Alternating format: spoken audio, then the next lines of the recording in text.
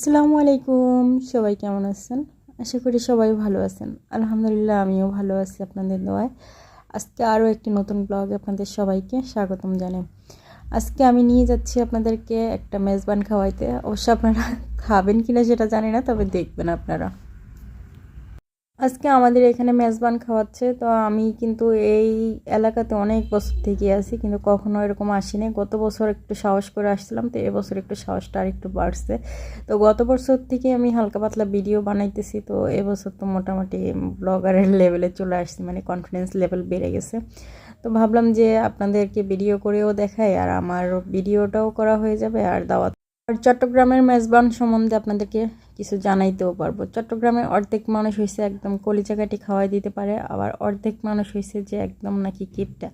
এই কথাটা আমাকে একজন বলছিল, কিন্তু এটা আমি একটু একটু করে প্রমাণ পাচ্ছি, পুরোটা না পাইলেও একটু একটু করে প্রমাণ পাইতেছি। বাকি অর্ধেক নাকি 5 টাকা দামের একটা আচার খাইতে গেলেও নাকি 100 বার চিন্তা করে, মনে করে যে ওই 5 টাকার আচার খেয়ে পেটে ব্যথা হবে, আবার ডাক্তারকে 500 টাকা ভিজিট দিয়ে দেখাইতে হবে, আবার ওষুধ কিনে খাইতে হবে, সেই সব চিন্তা করে নাকি সে 5 টাকার ওই আচারটা খায় না। তো এরকম যাই হোক বাদ দিই, লোকালয়ে চলে আসছি, মানে যেখানে মেজবান খাওয়া হবে সেখানে চলে আসছি। এখানে দেখেন সিরিয়াল ধরে ডেক বসানো হয়েছে, মনে হয় অর্ধেক রান্না হয়েছে, আর চলতেছে রান্না। এখানে ডেগে ডেগে রান্না চলতেছে। এগুলো হয়েছে কালো লাকড়ি, আবার এদিকে বালতি করে পানি নিতেছে সবাই।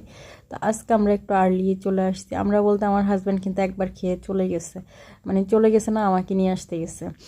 আমরা আবার অন্য সাইডের গেট থেকে ঢুকছি, যে দিক দিয়ে মানে একটু পরিচিত মানুষজন যারা আছে তারা ওই দিক দিয়ে একদম ভিড় টির না ঠেলে একদম আরামসে ঢুকতে পারে, ওই জায়গাতে চলে আসছি পিছনের গেট দিয়ে।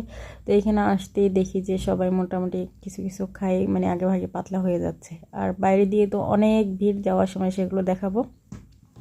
তো এদিকে ঢুকছি, ঢুকে দেখতেছি যেগুলো ওই যে ড্যাগ রান্না হয়ে গেছে, এখানে সব সিরিয়াল ধরে রাখছে আর সব কিছু সাজাই গুছিয়ে রাখছে।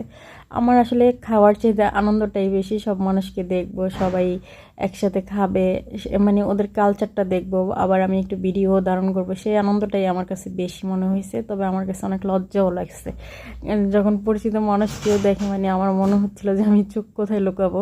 তো যাই হোক, সেই কথা নাই বলি। তো এদিকে অনেকে খাবারের জন্য ওয়েট করতেছে, তো আমি আবার একটু ঘুরে ঘুরে ভিডিও করতেছিলাম। আর এইদিকে পাঙ্খা টাঙ্কা সব সেট করে রাখছে। আর ওই যে দেখেন ফায়ার সার্ভিসের লোক, ওরাও খেয়ে দিয়ে নিচ্ছে যাতে পরবর্তীতে ভালোভাবে ডিউটি করতে পারে। মানে এখন আগ মুহূর্তে যারা যারা একটু ভিআইপি লেভেলের তাদের সবাইকে খাবার দিয়ে দিচ্ছে। আর আমার এই যে দৃশ্যটা আমার খুবই ভালো লাগছে। ওরা হয়েছে উপজাতি, উপজাতি বলতে চাকমা আর কি। তো ওরাও এই কোম্পানিতে জব করে, তো সেই সূত্রে ওরাও আসছে। আর আমি মোটামুটি সব কর্নারে একটু ঘোরার চেষ্টা করছিলাম।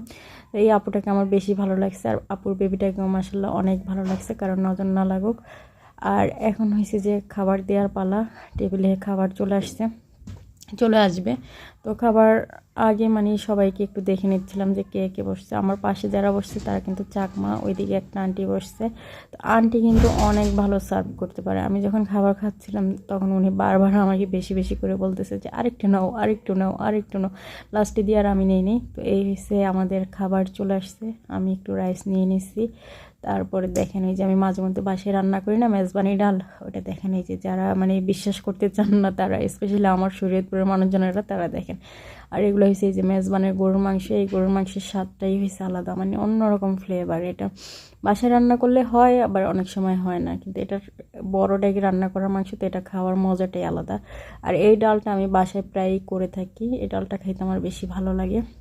তবে এবারের বাজেটটা আমার মনে হয় ওনাদের একটু কম আছে, কারণ এবার অন্যান্য জিনিস মানে কম, যেমন সালাদ আইটেম, তারপরে আরও যা যা আছে ওগুলোও কম কম লাগতেছে। তো এখানে হচ্ছে নিহারির ঝোল, আমি আর নিলাম না, কারণ আমার এমনিতেই গরুর মাংসতে একটু বেশি প্রবলেম আছে, আমি গরুর মাংস বেশি একটা খাইতে পারি না। তবে আজকে আমি ভালোই খাইছি। তো খাওয়া দাওয়া শেষে আমি আবার চলে আসলাম আরেকটা আপুর বাসায়।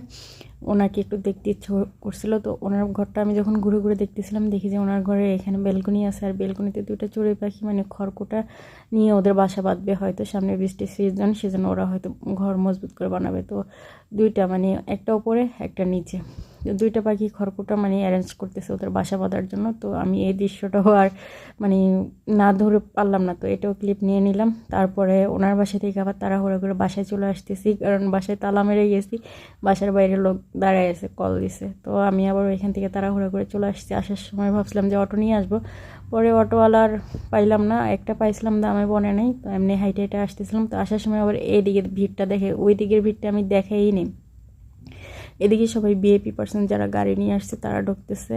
আর হ্যাঁ, আজকে আরও অনেক অনেক বেশি ভিডিও ধারণ করছি, সবগুলো তো আর একসাথে দেওয়া সম্ভব না, তাই কিছু রেখে দিচ্ছি যাতে আগামীকালকে দিতে পারি।